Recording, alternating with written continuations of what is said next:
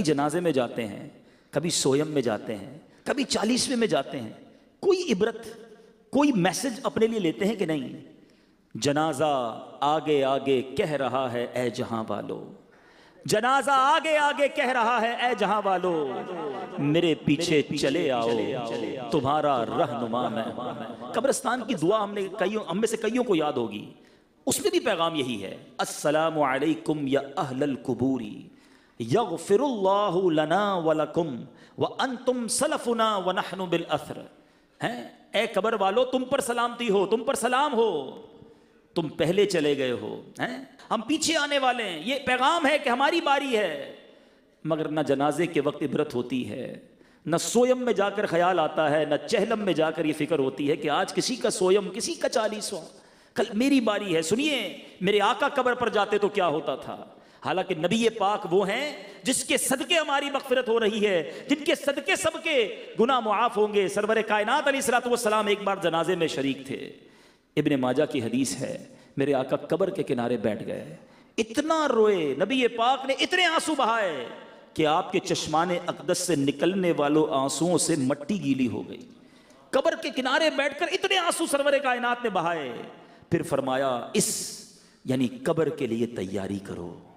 حضرت عثمان غنی رضی اللہ تعالیٰ عنہ ذو النورین ہیں، آپ وہ ہستی ہیں جنہوں نے ایک بار نہیں 2 بار نبی پاک سے جنت خریدی، مگر آپ جب بھی قبرستان جاتے یا قبر کے پاس کھڑے ہوتے، قبر کا تذکرہ ہوتا، زارو کتار روتے۔ ایک بار سیدنا عثمان غنی کسی قبر کے پاس کھڑے ہوئے تو اتنا روئے کہ آپ کی آنسوں سے آپ کی داڑھی مبارک تر ہو گئی۔ کسی نے پوچھا حضور آپ محشر کی بات پر، جہنم کی بات پر اتنا نہیں روتے، آپ قبر کی بات پر اتنا روتے ہیں؟ تو کچھ اس طرح فرمایا کہ قبر ہی پہلی منزل ہے، جو اس میں کامیاب ہو گیا وہ آگے بھی کامیاب ہو گیا۔ اے میرے میٹھے اسلامی بھائیو، ہم سوچیں، ہم میں کوئی فلیٹ میں رہتا ہے، اس کی تمنا ہے بنگلہ ہو جائے، بنگلہ چھوٹا ہے تو بڑا ہو جائے، مکان ایسٹ اوپن ہے تو ویسٹ اوپن ہو جائے، آج کل سردیاں ہیں تو کمبل کا اہتمام ہے، گرمیاں ہوں تو لائٹ، پنکھا، یو پی ایس، جنریٹر سب چاہیے، کیونکہ سکون والی نیند چاہیے۔ کتنا رہو گے اس گھر میں؟ 50 سال، 60 سال، 70 سال، اگر جی بھی لیا تو قبر میں کتنا سال رہیں گے؟ وہ قبر میں ہوا ہوگی کہ نہیں؟ چھوٹا گھر اچھا نہیں لگتا، کبھی دیکھیے قبر 2 گز کی قبر ہوتی ہے، کھڑا بھی نہیں ہو سکتا بندہ، کروٹ بھی نہیں لے سکتا۔ مگر آؤ میں بتاتا ہوں، اگر اللہ راضی ہوا تو قبر کتنی بڑی ہو جائے گی۔ 1000 2000 گز کا بنگلہ دیکھ کر حسرت کرتے ہو نا، جس میں پتہ ہی نہیں کتنا رہو گے، جس قبر میں صبح قیامت تک رہنا ہے۔ علماء فرماتے ہیں جس سے رب راضی ہو گیا اس کی قبر تا حد نگاہ وسیع ہو جائے گی۔ تا حد نگاہ کا مطلب سمجھتے ہیں؟ کبھی سمندر کے کنارے یا کسی کھلے میدان میں کھڑے ہو جائیں، جدھر تک آئی سائٹ جاتی ہے، تا حد نگاہ جدھر تک آپ کی آنکھ جاتی ہے، وہ پوری جگہ، اتنی بڑی جگہ جو ہے وہ قبر ہو جائے گی، اور پھر وہ جنت کا باغ ہوگی، جنت کی کھڑکی کھلی ہوگی۔ یہ قبرستان میں ساری قبریں ایک جیسی دکھتی ہیں، مگر سب کی کہانی الگ ہے، کوئی جنت کا باغ ہے اور کوئی دوزخ کا گھڑا ہے۔ چھوٹے مکان میں وحشت ہوتی ہے نا، سنو، یہ 2 گز کی قبر بھی، یہ جتنی چوڑی ہے اتنی بھی نہیں رہے گی اگر اللہ ناراض ہوا۔ میرے آقا نے ہاتھوں کو ملا کر فرمایا کہ جس سے رب ناراض ہوا، بے نمازی کو قبر اس طرح دبائے گی کہ اس کی پسلیاں ٹوٹ پھوٹ کر ایک دوسرے میں پیوست ہو جائیں گی۔ کبھی عید والے دن کسی پہلوان نے، کسی مضبوط آدمی نے ہمیں دبایا ہوگا، چیخ نکل جاتی کہ بس یار زیادہ نہیں، مگر جب قبر دبائے گی تو پسلیاں ٹوٹ جائیں گی۔ کدھر جائیں گے؟ آج اگر اس محفل کے اندر ابھی کوئی چپکلی، کوئی چوہا وغیرہ آ جائے، سب اٹھ کر بھاگنے لگ جائیں گے، ہمارے کپڑے پہ کوئی کیڑا گرے فوراً ہٹا دیتے ہیں۔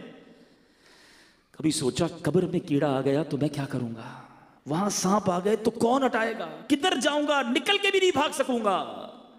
خدا را میٹھے اسلامی بھائیوں، اپنے لیے کوئی عبرت تو لیجئے نا، اپنی آخرت کی کوئی تو تیاری کیجئے۔ صبح سے لے کر شام تک ایک ہی مائنڈ سیٹ کہ دنیا اچھی ہو جائے، پیسے مل جائیں، جناب یہاں راحت مل جائے، یہاں لگزریز مل جائے۔ کیوں نہیں سوچتے کہ ہم نے مرنا ہے؟ میں آج دوپہر کو ایک ایسے نوجوان کے گھر سے ہو کر آیا ہوں، 17 سال عمر تھی، اس نوجوان نے درس نظامی کر رہا تھا، موٹر سائیکل پر نکلا، ایکسیڈنٹ ہوا اور وہ دنیا سے چلا گیا۔ 17 سال، اتنا خوبصورت نوجوان، اللہ اس کی مغفرت فرمائے، لیکن ہلا دیا، آگاہ اپنی موت سے کوئی بشر نہیں، سامان 100 برس کا ہے، پل کی خبر نہیں۔ کبھی سوچا یہ تکلیف کیسی ہوگی؟ آپ میں سے ہم میں سے کسی کا آپریشن ہونے والا ہو، کتنا ڈرتے ہیں۔ 2 آدمی سے پوچھتے ہیں یار بتاؤ تکلیف کتنی ہوگی؟ اچھا آپریشن تو بے ہوش کر کے کر لیا جائے گا، ہوش میں آؤں گا تو کتنی تکلیف ہوگی؟ ٹانکے لگانے تو جگہ ذرا سن کر دو۔ اگر ایک تکلیف آنے والی ہے اس کی ٹینشن ہو جاتی ہے، وہ ڈرا دیتی ہے۔ ایک تکلیف ایسی ہے جو ہم سب کو آنے والی ہے، اللہ جس سے راضی ہوا اس کی روح تو بڑی آسانی سے قبض ہوگی، ورنہ آؤ میں بتاتا ہوں میرے آقا کی زبانی کہ نزا کی سختیاں کیسی ہیں۔ بزرگوں نے کتابوں میں لکھا، شرح الصدور میں امام جلال الدین سیوطی شافعی لکھتے ہیں موت دنیا اور آخرت کی ہولناکیوں میں سے سب سے زیادہ ہولناک ہے۔ یہ آروں سے چیرے جانے سے زیادہ، کینچیوں سے کاٹے جانے سے زیادہ اور ہانڈیوں میں ابالنے سے زیادہ سخت تر ہے۔ کوئی سوچ سکتا ہے اتنی تکلیف کے بارے میں؟ اگر مردہ زندہ ہو جائے اور اپنی موت کی نزا کی سختیاں دنیا والوں کو بتا دے تو ان کی نیند اڑ جائے، سارا عیش و آرام ان کا ختم ہو جائے۔ بے وفا دنیا پہ مت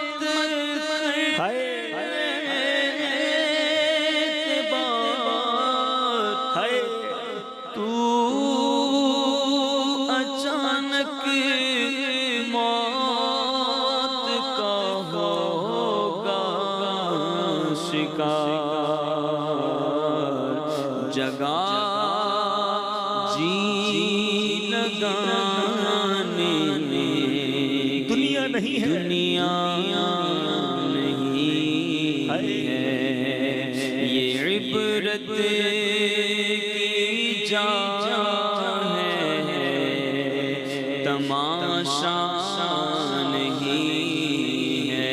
ہم ایسے جیتے جیسے مرنا ہی نہیں۔ سنو موت کی تکلیف کیسی ہوگی۔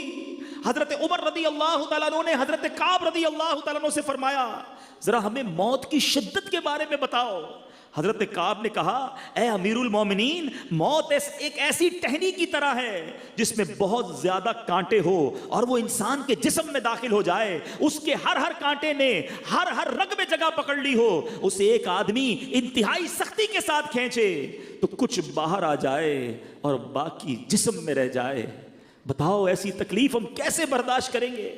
پھر بھی غافل ہیں، پھر بھی اس کی تیاری نہیں ہے۔ ارے اتنی تکلیف کے دوران کیا ہوگا؟ سنو سنو میرے میٹھے اسلامی بھائیوں، امام ابن الحاج مکی قدس سرہ مدخل میں لکھتے ہیں کہ جب نزا کا وقت ہوگا، اتنی تکلیف کا عالم ہوگا، 2 شیطان انسان کے پہلو میں آ کر بیٹھ جاتے ہیں اور وہ انسانی شکل میں ہوتے ہیں۔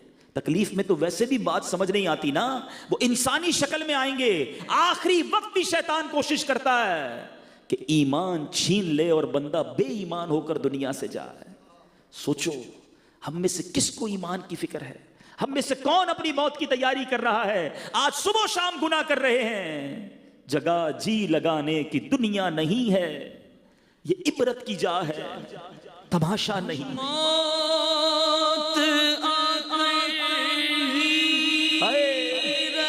نہیں بچ پائیں گے، آ کر رہے گی۔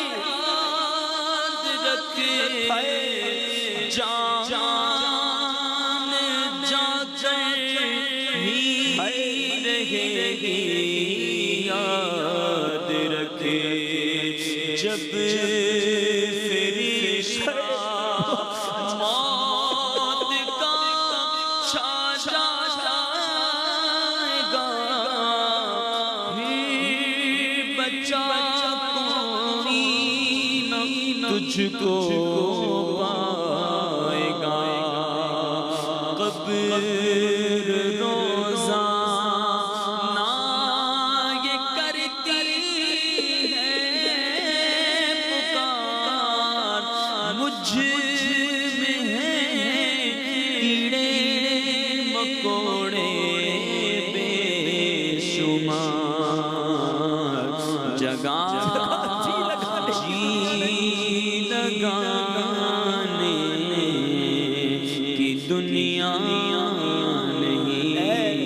نمازیں چھوڑنے والے کیا مرنا نہیں؟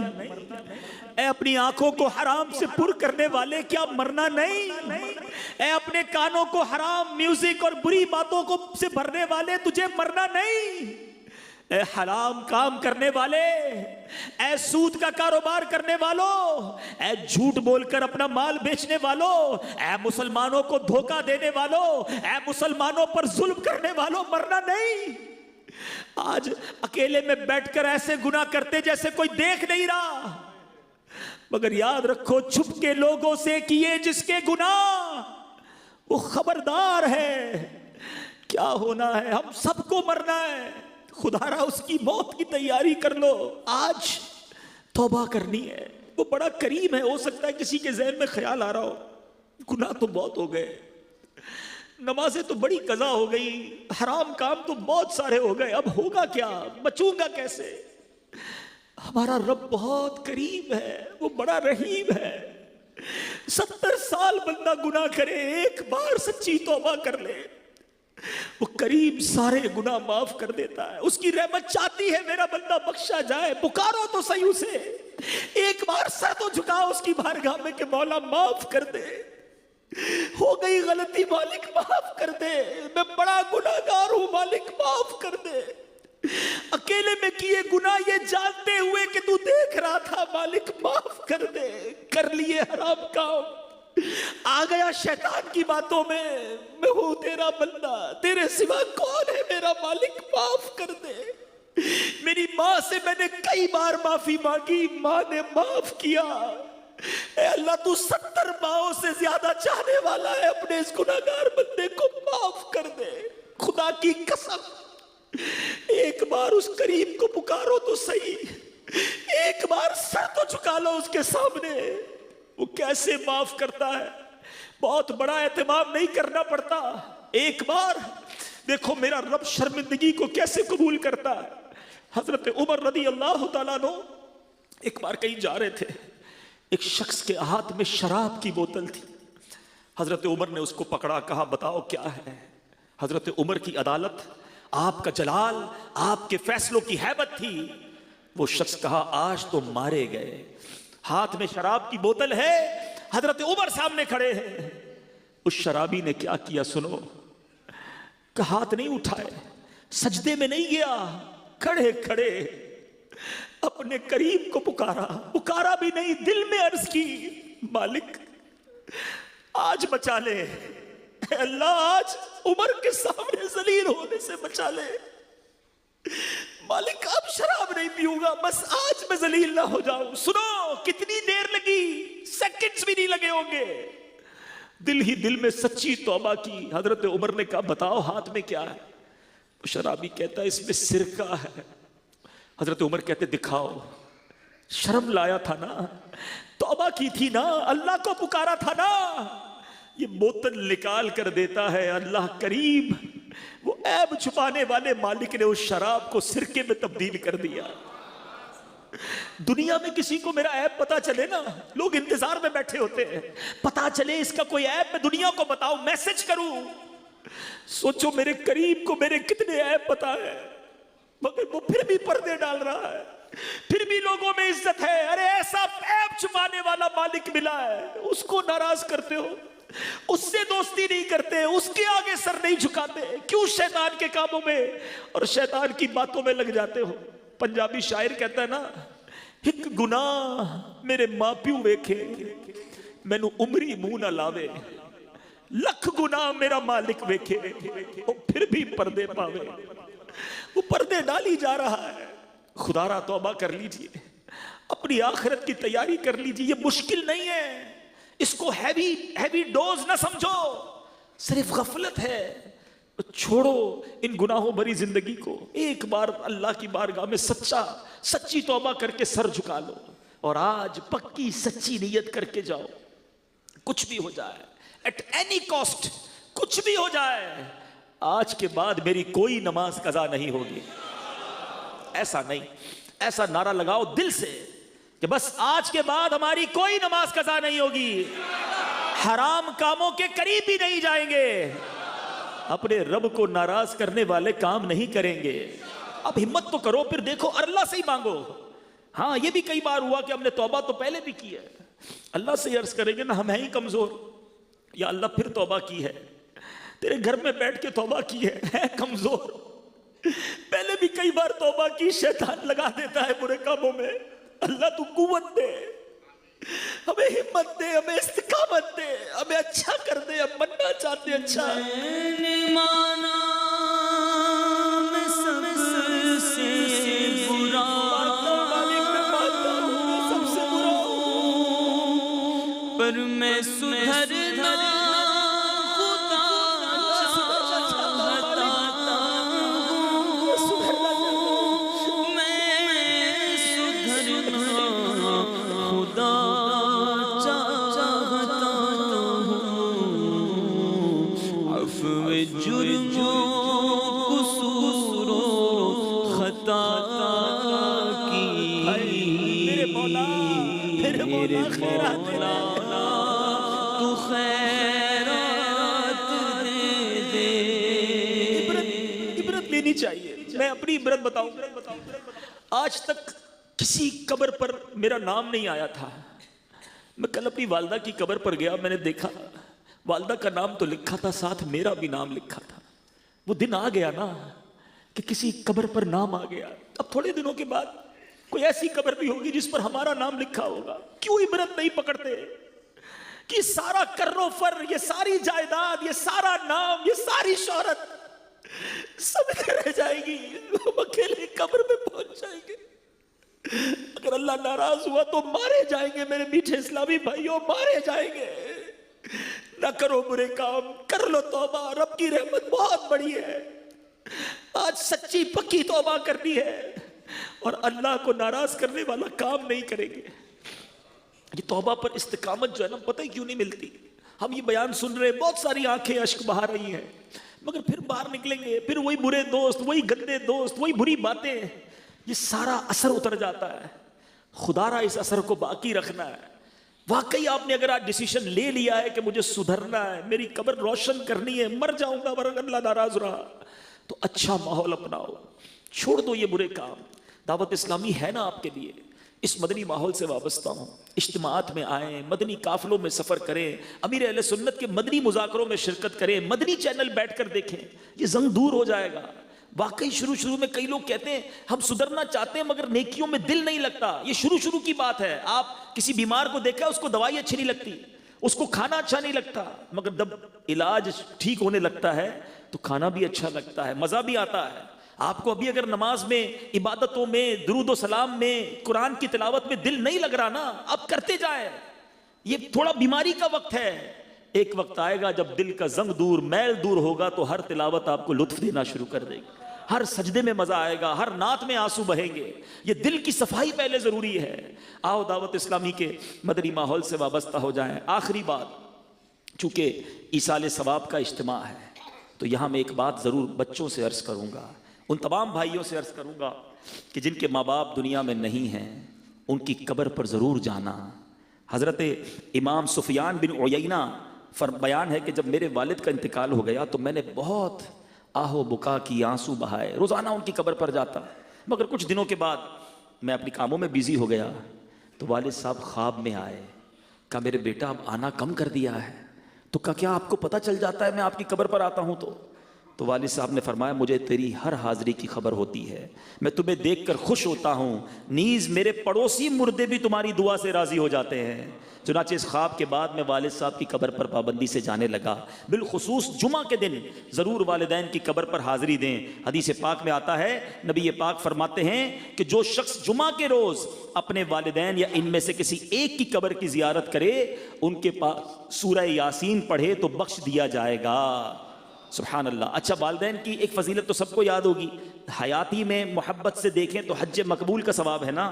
سنو، میرے آقا فرماتے ہیں جو بنیت ثواب اپنے والدین دونوں یا ایک کی قبر کی زیارت کرے، حج مقبول کے برابر ثواب کمائے گا۔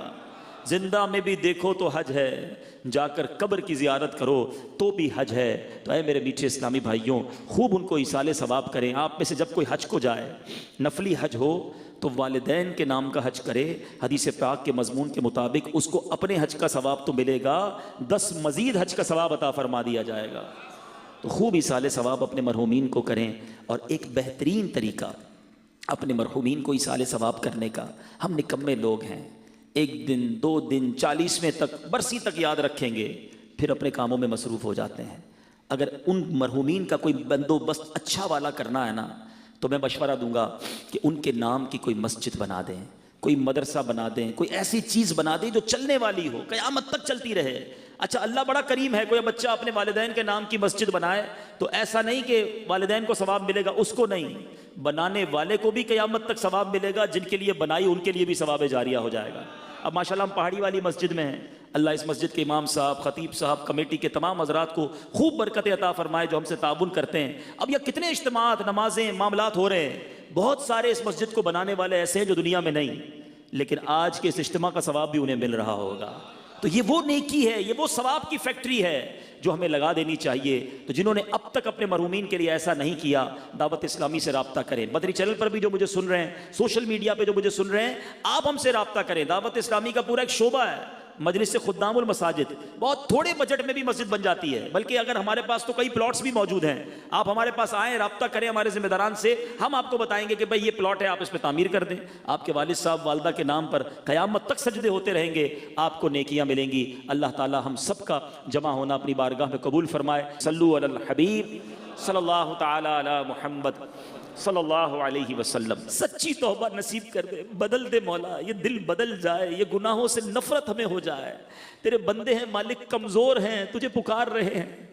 آج ہم سب پر ایسی نگاہ فرما کہ آج کے بعد ہماری کوئی نماز قضا نہ ہو، آج کے بعد ہم گناہوں کی طرف نہ جائیں، نیکیوں میں ہمیں مزہ آنے لگ جائے، ہمارا دل لگ جائے. اے اللہ حرام کاموں سے ہماری جان چھڑا دے.